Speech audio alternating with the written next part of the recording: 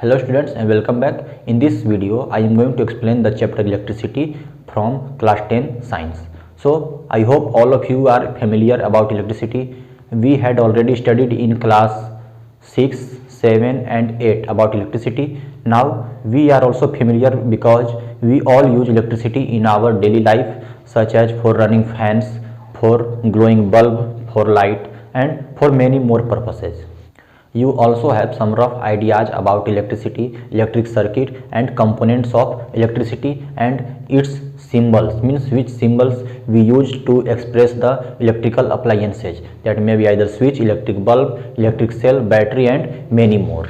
So in this chapter we will study further and we will learn about electricity and how electricity is formed, means what are the phenomena which causes the electricity to produce and to flow from one place to another place using conductors.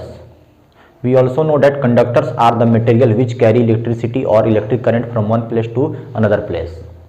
Now look at this figure. This is rough diagram of electric circuit. Now you can see that here are a group of cells which is also known as battery. Here is a switch or key. Now the next part is electric bulb, which is also known as electrical appliance, and now the next terminal or the negative terminal of bulb is connected to the cell. In this electric circuit, the electricity flow from positive terminal of the battery and it passes through the key where the switch is on, and after that it reaches to the bulb, and if the bulb is not fused or if bulb is not defected, then the bulb will glow, and after that the electricity will again pass through that side and it will again reach to the negative terminal of the battery. So we have a rough idea that electricity flow from positive terminal to negative terminal of the electric source, that may be either electric cell or battery. But actually in this phenomena, the electric charges which are negative flow from negative point of the electric source and it again travels through the wire and it reaches to the positive charge of the electric source. Means flow of charges begin from negative terminal and after covering the path of electric circuit it reaches to the positive terminal of any electric source. Now let's understand about current. Current is the flow of charges in unit time, means we can write that current, which is denoted by I, is equal to charges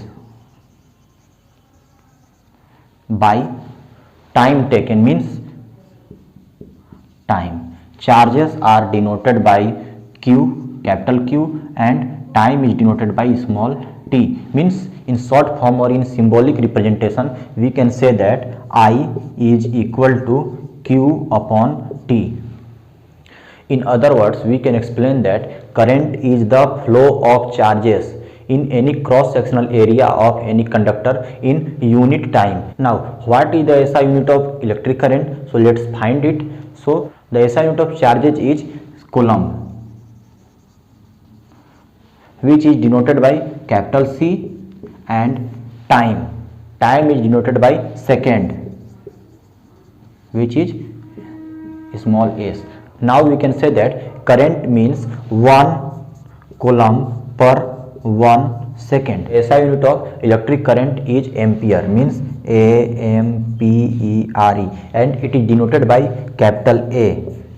So we can say that 1 ampere of current means 1 coulomb per second, means when 1 coulomb of charge is flowing through any conductor in 1 second, then we can say that the current is 1 ampere. The SI unit of current is ampere, and which is named after the French scientist Henri Marie Ampere. There are also some units smaller than ampere, which are milliampere, which is denoted by this symbol, and microampere, which is denoted by this symbol.